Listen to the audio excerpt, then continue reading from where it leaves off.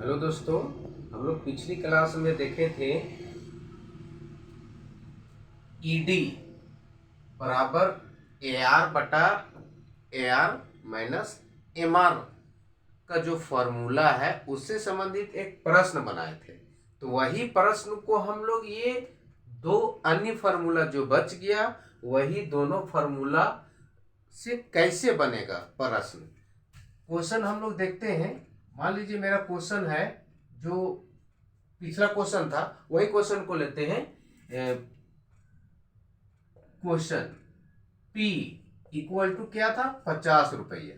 Price मेरा 50 था और MR कितना था, 40 रुपया था। 40 रुपया। अब हमको निकालना है ईडी। निकालना क्या, निकालना है ED. What ED it means मांग की लोच क्या होगा। तो हम लोग चलिए पहला क्वेश्चन में बैठाते हैं। पहला फार्मूला क्या है, ए आर। क्या है, ए आर। तो A R it means price. Price कितना है, 50। तो हम लोग ए आर को प्राइस भी बोलते हैं, तो यहाँ 50 बैठा दी थी। 50 बराबर फिर एम आर। एम आर कितना है, 40 इंटू ई। इसका वैल्यू हमको निकालना है तो ई ही रहने दीजिए, माइनस ई बटा 1। अब हम इसको इंटू में इधर लाएंगे, हम डिवाइड में ला सकते हैं। 50/40 50/40 इक्वल टू ई बटा ई माइनस 1। अब इसको 1010 हम कट कर दिए। अब हम क्रॉस मल्टीप्लाई करेंगे। इक्वल साइन रहता है तो क्या होता है, क्रॉस मल्टीप्लाई। तो हम लोग 5 और ई को इंटू करेंगे तो क्या हो जाएगा, 5 और ई 5e। 5 को -1 से तो -5 इक्वल टू फिर 4 को ई से तो क्या हो जाएगा, 4e। अब हम लाइक टर्म को या सेम पद को एक साइड करेंगे। जैसे 5e को 4e को 5e के साथ हम लाएंगे। इधर तो e प्लस में है, इधर हम साइड चेंज करेंगे तो क्या हो जाएगा, 4e हो जाएगा। अब 5 माइनस में उधर हम भेज देंगे प्लस में। अब हम 5e में 4e माइनस करेंगे तो एक e बचेगा। e मतलब ईडी है, ईडी मतलब मांग की लोच कर सकते, तो यहाँ पूरा लिख सकते हैं हम ईडी इक्वल टू मेरा क्या बच गया, 5। यानी कि हम लोग जो मांग की लोच के जो फार्मूला से निकाले थे वहां भी 5 आया था, और हम लोग ए आर वाला फार्मूला से निकाले थे इसमें भी 5 आया। ये हमारा आंसर हो गया। अब हम लोग देखते हैं एम आर वाला फार्मूला से हम कैसे सोल्व करते हैं।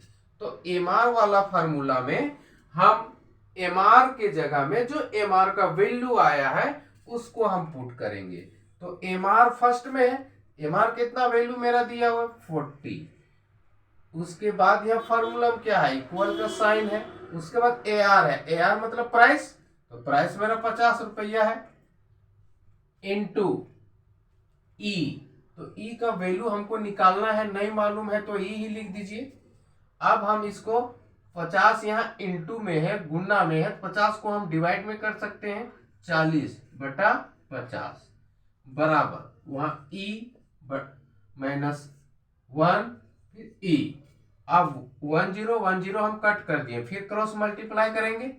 आप 4 को ई से पहले कीजिए या 5 को ई माइनस 1 से कीजिए। तो हम 5 और ई को इंटू करेंगे तो 5e हो जाएगा। 5 को -1 से तो 5 माइनस में। अब 4 को e के साथ करेंगे तो इक्वल 4e। अब हम 5e के साइड में हम 4e को लाएंगे, क्योंकि दोनों लाइक टर्म है, सेम पद है, e वाला e के साथ रहेगा। तो 4e 5 माइनस में उधर कर दीजिए, प्लस में हो जाएगा। अब 5e में हम 4e माइनस करेंगे तो e बराबर 5e है या 5e है। 5e में हम 4e माइनस कर दिए, यानी कि मेरे पास 5 मैंगो है, उसमें से 4 मैंगो माइनस कर दिए या घटा दिए तो 1 मैंगो बचा। अब यहाँ 5 था, ये मेरा आंसर हो गया। यानी कि हम लोग जो एमआर और एआर और मांग की लोच के भी जो संबंध पढ़े हैं वो 3 फार्मूला से दर्शा सकते हैं संबंध को, और तीनों फार्मूला से अगर हम किसी प्रश्न को सोल्व करते हैं तो सभी फार्मूला से एक ही उत्तर हमको प्राप्त होगा। तो इस तरह हम लोग तीनों फार्मूला से प्रश्न को सोल्व करके देख लिए और तीनों फार्मूला से सोल्व किए तो एक ही उत्तर हमको प्राप्त हुआ। और इस तरह हम लोग मैथ छोटा छोटा सॉल्यूशन करेंगे और हम लोग अच्छे से बारीकी से समझते जाएंगे। Thank you.